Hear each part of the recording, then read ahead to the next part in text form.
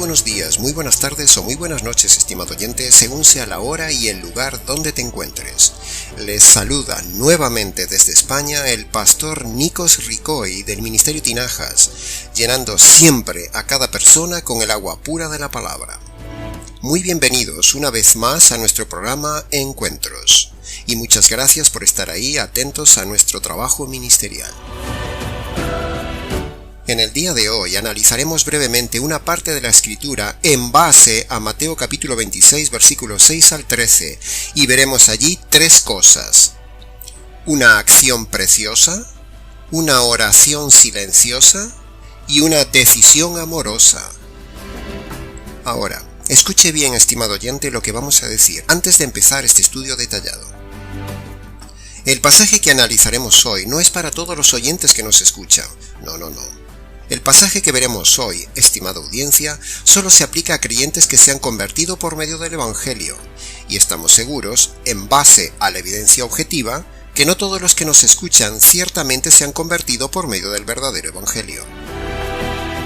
Una mala costumbre de la grandísima mayoría de los predicadores del día de hoy es tomar cualquier pasaje que van a analizar de la Biblia y aplicárselo a todo el mundo que los escucha, haciéndoles creer a su audiencia como que todos son convertidos, y que el pasaje se aplica a todos ellos, cuando la realidad objetiva es que la gran mayoría de su audiencia, si no toda, no se han convertido, y muchas veces, tristemente, tampoco se han convertido los mismísimos pastores. Un verdadero convertido no es cualquier persona que se mete en una iglesia, se integra, canta, llora, se emociona, salta, baila, aplaude, levanta la mano, repite una oración de un predicador manipulador, acepta a Jesús en su corazón, se arrepiente, le entrega la vida a Dios. No, ese no es un convertido. Esa no es una conversión bíblica. Esa persona, aun siendo piadosa y temerosa de Dios, solo es un simple asistente religioso. El convertido real y bíblico es solo aquel que se ha entregado por medio de las dos condiciones que pone el Señor Jesús en su Evangelio. ¿Y cuáles son esas dos condiciones del Evangelio que pone el Señor Jesús? Pues si tienes interés en conocerlas, escríbenos, y si no, las puedes hallar en nuestro canal en cualquiera de los diferentes audios relacionados con el tema del Evangelio. Habiendo hecho estas aclaraciones, sigamos y entremos en materia. Analicemos entonces de forma expositiva el pasaje que hemos elegido para el día de hoy en base a Mateo capítulo 26, versículo del 6 al 13. Versículo 6. Estaba Jesús en Betania, en casa de Simón el leproso. Cuando en el verso 6 el texto dice que Jesús estaba en casa de Simón el leproso, no es porque Simón aún estaba leproso, no. Porque las leyes judías no permitían comer a los sanos junto con los leprosos. Y por otro lado, no creo que Jesús haya ido a comer a casa de este hombre y no lo haya sanado previamente. Es pura lógica. Por lo tanto, cuando leemos la frase Simón el leproso, es porque así era como siempre se le había conocido a Simón, antes de que Jesús lo curara. Y esa es probablemente la razón de estar ahí todos juntos festejando en su casa, celebrando el milagro de la salud del Señor Jesús sobre Simón. Y como todo el mundo le había conocido así, Simón el leproso, pues por eso el texto bíblico de Mateo lo registra también así. Habiendo hecho esta aclaración inferencial, sigamos. Versículo 7. Vino a él una mujer con un vaso de alabastro, de perfume de gran precio, y lo derramó sobre su cabeza, estando sentado a la mesa. Imagínese, estimado oyente, la escena. Una mujer se entera que Jesús está en una casa y entonces se le ocurre una idea arriesgada. Pero no se lo piensa dos veces. Corre, va a su casa y saca su precioso vaso de mármol de alabastro. Y corre por las calles, llama a casa de Simón el leproso y casi sin más palabras entra. Y el acto se convierte en algo solemne, original, especial, sorpresivo, singular, emotivo, intenso y también incómodo. Donde una mujer valiente rompe barreras sociales, prejuicios machistas y protocolos religiosos delante de varios hombres. se enfrenta a todo y gana la meta. Todos esos frenos eran menos fuertes que la oportunidad de honrar al Señor. Era cuestión de hacerlo ahora o quizás nunca. No dejó para mañana lo que podía hacer hoy. Una mujer sola, decidida, valiente que entra en una casa donde al menos había unos 14 hombres, 13 de los cuales probablemente clavaron los ojos en ella de arriba abajo, pero dice el texto bíblico que ella igualmente vino a él. O sea, vino a buscar al Señor, sin importarle nada de lo que digan, ni lo que piensen, ni el lugar, ni la presión, ni el qué dirán. ¡Ay, qué delicado momento, estimado oyente! ¡Qué intensidad, qué silencio, qué sorpresa escénica! ¡Qué imágenes de película cuando entra la mujer en esa sala! ¡Qué valentía! ¡Cuánta enseñanza en solo esta frase del versículo 7! Me hubiera encantado estar ahí en ese momento. Tuvo que haber sido un momento único. Haz tú lo mismo, estimado oyente. Aprende de esta mujer. Rompe barreras, rompe el que dirán, toma la decisión, sé valiente y ven a Él. Busca al Señor y su Evangelio, y que no te frene nada ni nadie. La segunda frase del verso 7, el texto habla de un vaso de alabastro. Y tal como podemos ver en la imagen que ponemos en pantalla, el alabastro es como un mármol que se pule y queda muy elegante. El contenido era perfume, no colonia. No era algo barato, porque el Espíritu Santo nos dice que era perfume y era de gran valor, gran precio, gran regalo, gran sacrificio, gran acción de esta mujer. ¿Sabe una cosa, estimado oyente?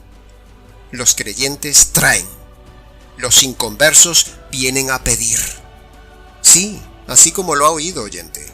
Los creyentes dan y los inconversos solo piden. ¿En qué grupo estás delante del Señor, estimado oyente? ¿En el que viene a darle al Señor de forma sacrificial o en el grupo de los que viene solo a pedir, pedir y pedir? El creyente da, el inconverso solo pide. Dale al Señor lo que te cuesta, no lo fácil, no lo barato, no lo sobrante. Aprende de esta mujer. Una acción valiente, más un acto sacrificial, y el Señor lo divulga por todo el mundo y por todas las generaciones. ¡Wow! Menudo pago, menudo reconocimiento de parte del Señor en esta mujer.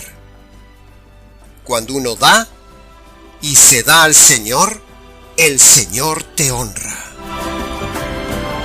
La tercera frase del verso 7 dice: lo derramó sobre su cabeza. Sin pararnos mucho en esto porque no tenemos mucho tiempo, decimos que este acto de ungir al Señor, o sea, derramar perfume, era reconocer la autoridad de la persona sobre ella. Y eso lo vemos también en el Antiguo Testamento, por ejemplo, en el caso de Saúl, cuando fue ungido rey. Y eso lo vemos ahí en el primer libro de Samuel, capítulo 10, versículo 1. Tomando entonces Samuel un recipiente de aceite, lo derramó sobre la cabeza de Saúl, y le dijo: Yahvé te ha ungido hoy como autoridad sobre su pueblo Israel. Vemos entonces con ese gesto que esa mujer estaba reconociendo la autoridad del Señor sobre ella, en medio de un pueblo rebelde y un pueblo que no tenía visión de esa autoridad que había bajado del cielo e incluso estaba comiendo con ellos mismos a la mesa. ¡Qué increíble debe haber sido tener esa visión de esa mujer y esa experiencia de tener la autoridad del universo comiendo con ellos a la mesa! Simplemente increíble, admirable. ¿Qué visión tenía esa mujer, estimado oyente? Visión de la autoridad que había en ese hombre llamado Jesús.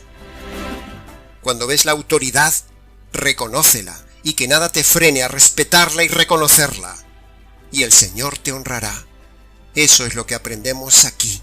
Reconocer, respetar y someterse públicamente a la autoridad. Este mundo vive sin autoridad y sin querer tener leyes ni autoridad.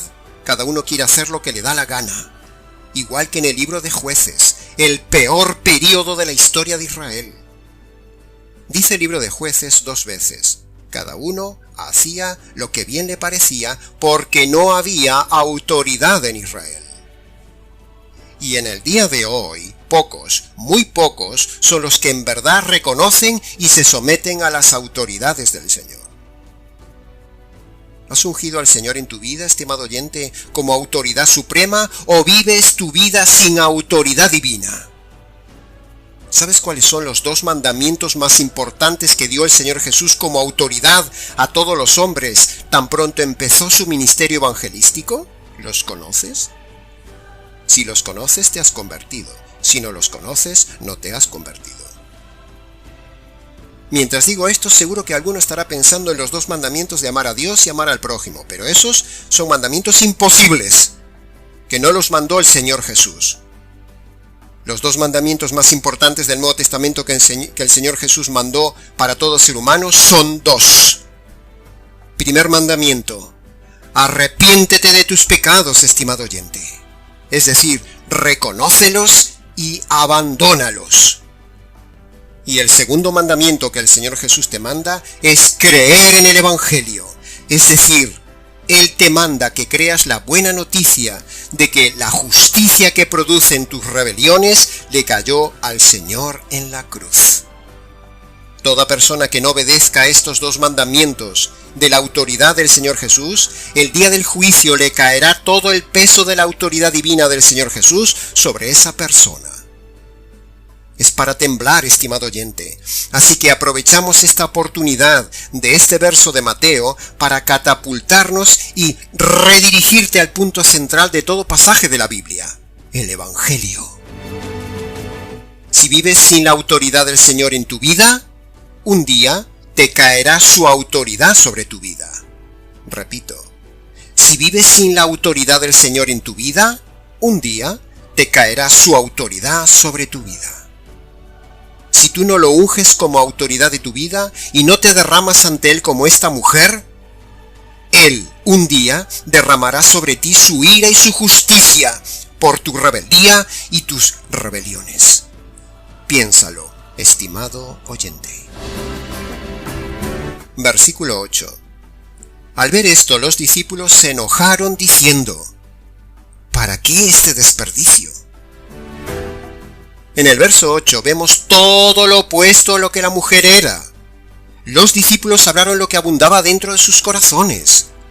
Vemos la oposición masculina, la incomprensión de los discípulos inmaduros, la imprudencia del hablar, la hipocresía de estos hombres, el machismo, la crítica, la presunción de piadosos, la mezquindad, la ceguera espiritual, etcétera, etcétera. Eso eran los discípulos en ese momento. Sí, estimado oyente, hemos dicho bien, porque a veces aún los verdaderos convertidos también son neciamente inmaduros. Una cosa es la salvación y otra cosa la madurez del carácter del convertido. Aquí tenemos discípulos, es decir, gente salva, gente convertida, pero gente inmadura. ¿Creyentes? Sí, pero inmaduros. ¿Convertidos? Sí, pero inmaduros. Inmadurez de otros creyentes. Y casualmente, eran hombres. Mirad el contraste. La mujer derrama fe, derrama respeto, derrama sumisión, derrama sus ahorros, derrama algo valioso, y es ella sola contra todos. En cambio, ellos son muchos. Son varones, amparados en la protección cobarde del grupo, pero sin embargo, derramaron egoísmo, ceguera, inmadurez, miseria, mezquindad. Pretendieron quedar bien, mostraron ingratitud hacia el Señor. ¡Qué contraste, estimado oyente! Pero nos preguntamos, ¿no se supone que son discípulos? Es lo que decíamos antes, estimado oyente. Uno puede ser convertido por medio del Evangelio y aún ser inmaduro de carácter en la fe. Son 2 cosas diferentes.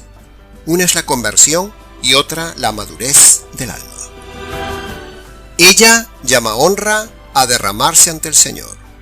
Ellos llaman desperdicio a honrar al Señor. ¡Qué corazones! ¡Qué diferencia entre esta mujer modelo y esos discípulos inmaduros!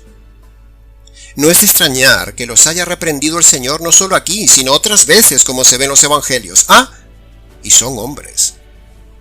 Y lo más triste es que el Señor no solo los reprendió a todos, sino que para vergüenza de ellos, lo dejó escrito por las edades para que lo sepamos. ¡Wow! Imagínese, estimado oyente, esta otra parte de la escena, el Señor reprendiendo a sus discípulos inmaduros e implícitamente honrando a la mujer. ¿Sabe una cosa? A veces, los que estamos en autoridad, debemos hacerlo como autoridad que somos. Hay que reprender a los creyentes inmaduros. Esta es una de las grandes evidencias de la actitud del Señor ante la mujer, honrando a la mujer ante varones y honrándola por todas las generaciones. Que aprendan los hombres, que aprendan los machistas, que aprendan los pastores que son como dictadores. Versículo 9. Porque esto podía haberse vendido a gran precio y haberse dado a los pobres. Continúa la bravuconería de los discípulos. Aunque no se dice quién tomó la palabra, porque cuando estamos en grupo nos comportamos de forma diferente y nos amparamos en el grupo, pero lo que sí es evidente es que estaban poniendo lo social por encima de lo espiritual. Y ese es precisamente el gran error de muchas iglesias llamadas cristianas del día de hoy, estimado oyente, tanto a nivel católico como evangélico, donde se centran en un evangelio social, centrado solo en ayudar a las necesidades de los pobres en lugar de predicar el evangelio. La prioridad neotestamentaria del convertido no es ayudar a los pobres inconversos en sus necesidades, no, de eso nada. Los recursos del convertido son solo para ayudar a la difusión del evangelio, y si luego alguno se convierte y da evidencias de conversión, entonces, y solo entonces, se le debe ayudar en lo material, pero no antes. Incluso Jesús recriminó y reprochó a los pobres allí en Juan capítulo 6, donde le dijo a los inconversos que solo venían a él por milagros y por comer. Y él les dijo precisamente que buscaran primero lo espiritual, no lo material. Juan capítulo 6, versículo 26 dice: Jesús les dijo: de cierto os digo que me buscáis porque habéis visto las señales, y porque comisteis el pan hasta saciaros. Pero buscad no la comida que perece, sino la comida que a vida eterna permanece. ¿Se da cuenta, estimado oyente, cómo se derriba la doctrina social de las iglesias centradas erradamente en la ayuda de lo material, pero no les dan el verdadero evangelio como comida? La ayuda social de la iglesia se da solo al convertido, no al inconverso. Jesús no hizo milagros para defender la errada doctrina social de la iglesia, sino que Jesús hizo milagros para demostrar que era el Mesías. Pero ellos, en su ceguera, no vieron más que la llenura de sus estómagos. Nuestra meta no es ni debe ser la ayuda social. Nuestra meta es, con nuestros recursos, llevar primero el pan de vida, o sea, el Evangelio, y luego ayudar solo a los que se han convertido y dan evidencias de haberse convertido, y no que vienen a nosotros solo por sus necesidades. Jesús dijo en Juan capítulo 12, versículo 8, que también veremos luego más abajo en el versículo 11, a los pobres siempre los tendréis con vosotros. Eso quiere decir que nunca se acabarán. Por lo tanto, la meta de la iglesia no es lo social, no es evitar la pobreza, como estaban pensando erradamente los discípulos. La misión de la iglesia no es hacer obras sociales. La meta de la iglesia es predicar el evangelio. Ya sé que esto puede escandalizar a muchos, pero antes tendrán que demostrarme que no es correcto lo que digo. Y la cuestión es, ¿dar a toda la gente pobre o dar solo al Señor y su gente? He ahí la cuestión. Pues está muy claro bíblicamente hablando. Debemos dar solo al Señor y a su gente. Versículo 10. Jesús les dijo: ¿por qué molestáis a esta mujer? pues ha hecho conmigo una obra buena. Vemos aquí en este versículo la defensa contundente del Señor a favor de la mujer nuevamente, totalmente antimachista. No hay más que decir. Este texto de la palabra de Dios es suficiente para que todo varón tome ejemplo y modelo de Jesús como hombre, Jesús como maestro, Jesús como líder, Jesús como el varón que honra a su amada. Los discípulos estaban totalmente fuera de orden. Ellos estaban haciendo algo malo y ella estaba haciendo algo bueno. Y ellos no se daban cuenta hasta que el Señor se lo dijo. Eso nos lleva a la reflexión de que a veces de forma piadosa los convertidos pueden pensar que están haciendo algo correcto, juzgándolo como algo correcto, pero la forma segura de filtrarlo, si es correcto o no, es a la luz y en base a la palabra de Jesús. Cuidado, estimados varones, con molestar a las damas. Cuidado con el machismo. Cuidado con acosarlas. Cuidado con no tener la misma actitud y visión del Señor. ¿Y cuántos varones y pastores hay en el día de hoy que tratan igual a las mujeres como estos discípulos estaban tratando a esta mujer? El varón molesta a la mujer. El varón que molesta a la mujer, tenga cuidado. Ten cuidado, estimado varón, de tratar con delicadeza masculina a las damas, sean esposas, hermanas o lo que sea. Sea pues esta una llamada de atención a los varones por si están tratando mal a las damas, o las están molestando, o no las están honrando como lo hizo y lo hace el Señor, y también lo hace este ministerio y este pastorado. Versículo 11. Porque siempre tendréis pobres con vosotros, pero a mí no siempre me tendréis. La injusticia social nunca acabará, ni es la prioridad, estimado oyente. La prioridad es servir al Señor con nuestros bienes para la difusión del Evangelio, como hemos dicho antes, y ayudar solo a los que demuestran ser verdaderos creyentes por medio de haberse convertido en base al verdadero Evangelio. Versículo 12. Porque al derramar este perfume sobre mi cuerpo, lo ha hecho a fin de prepararme para la sepultura. ¿Cómo sabía ella que Jesús iba a morir si era tan joven? ¿Cómo supo del anticipo de su muerte? Porque tenía que morir Jesús. Ella sabía por Juan el Bautista que Jesús era el Cordero inocente que al morir quitaría el pecado. Ella sabía que iba a morir porque Jesús lo dijo varias veces y ella lo creyó. ¿Sabe usted, estimado oyente, por qué tenía que morir Jesús? Jesús tenía que morir para recibir la ira de Dios que producen sus pecados y tenía que morir para recibir la justicia que merecen sus pecados. Esa es la única causa de la muerte de Jesús. En la cruz el Padre descarga su ira sobre su Hijo para hacer justicia de tus injusticias, estimado oyente. Y ella lo había entendido y creído. Créalo usted también, estimado oyente. Créalo ahora mismo y abandone su estilo de vida pecaminoso y derrámese ante el Señor para servirle por el resto de sus días. Versículo 13. De cierto os digo, que donde quiera que se predique este evangelio, también allí se contará lo que esta mujer ha hecho para recuerdo suyo.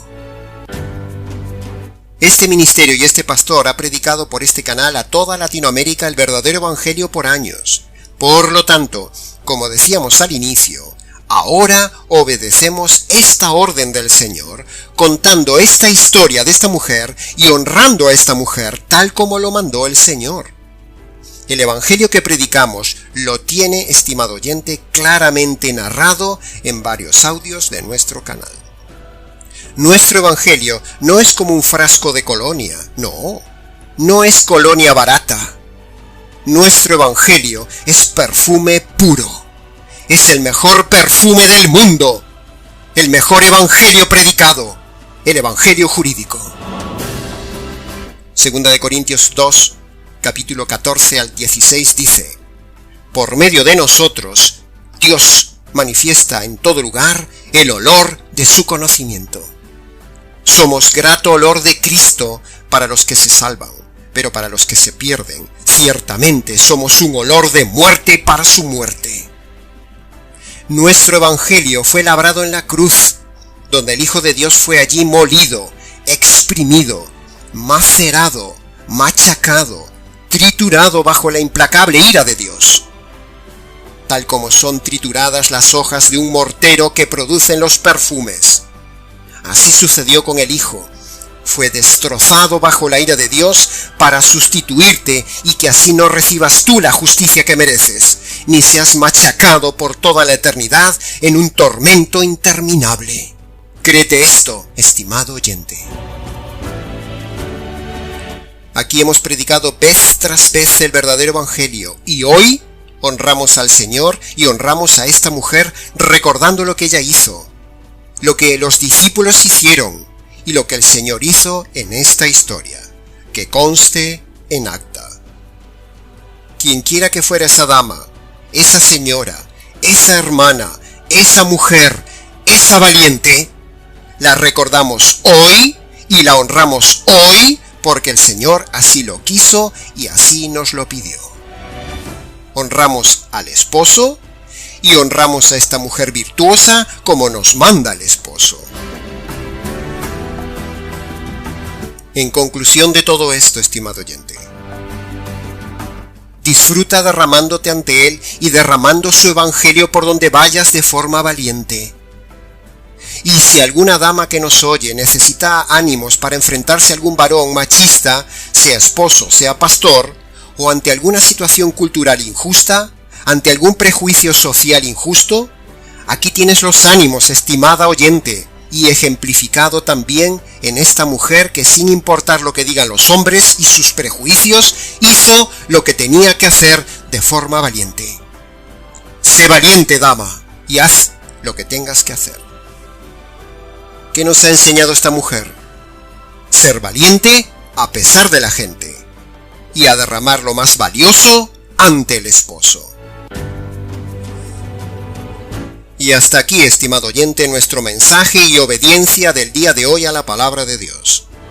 Para comentarios, preguntas y demás, escríbenos nicos@gmx.es.